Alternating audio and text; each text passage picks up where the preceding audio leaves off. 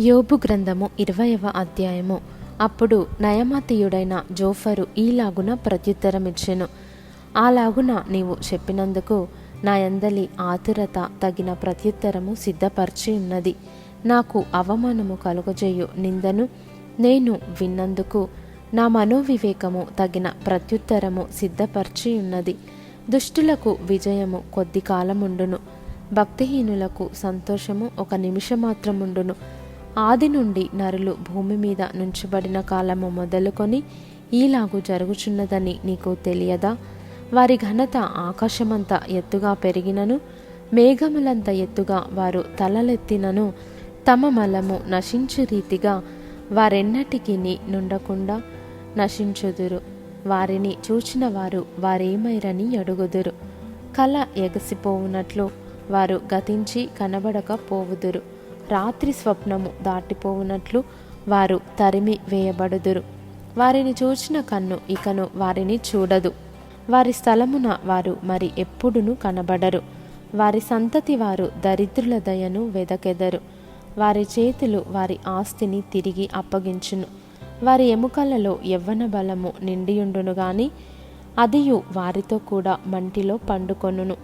చెడుతనము వారి నోటికి తీయగా నుండెను.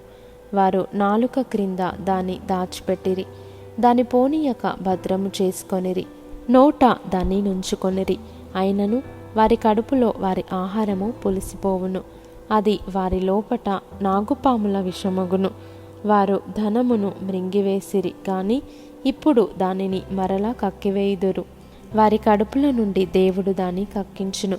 వారు కట్లపాముల విషమును పీల్చుదురు. నాగుపాము నాలుక వారిని చంపును. ఏరులై పారుచున్న తేనెను వెన్నపూసను చూచి వారు సంతోషింపరు. దేని కొరకు వారు ప్రయాసపడి సంపాదించి ఉండిరో దానిని వారు అనుభవింపక మరలా అప్పగించెదరు. వారు సంపాదించిన ఆస్తి కొలది వారికి సంతోషముండదు. వారు బీదలను ముంచి విడిచిపెట్టిన వారు. వారు బలాత్కారము చేత ఒక ఇంటిని ఆక్రమించుకొనినను దానిని కట్టి పూర్తి చేయరు. వారు ఎడతెగక ఆశించిన వారు తమ ఇష్ట వస్తువులలో ఒక దాని చేతనైనను తమ్మును తాము రక్షించుకొనజాలరు. వారు మృంగివేయనిది ఒకటియు లేదు గనుక వారి క్షేమస్థితి నిలువదు.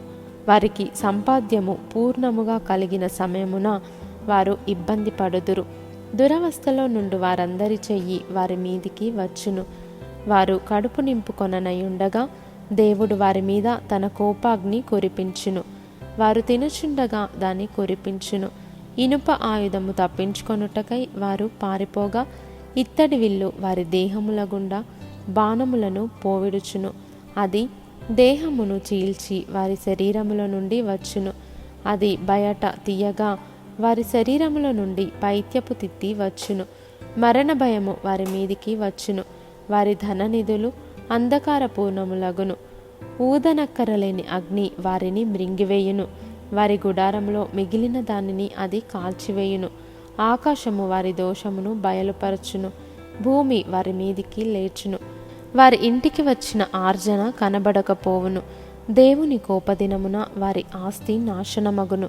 ఇది దేవుని వలన దుష్టులైన నరులకు ప్రాప్తించు భాగము. దేవుని వలన వారికి నియమింపబడిన స్వాస్థ్యము ఇదే.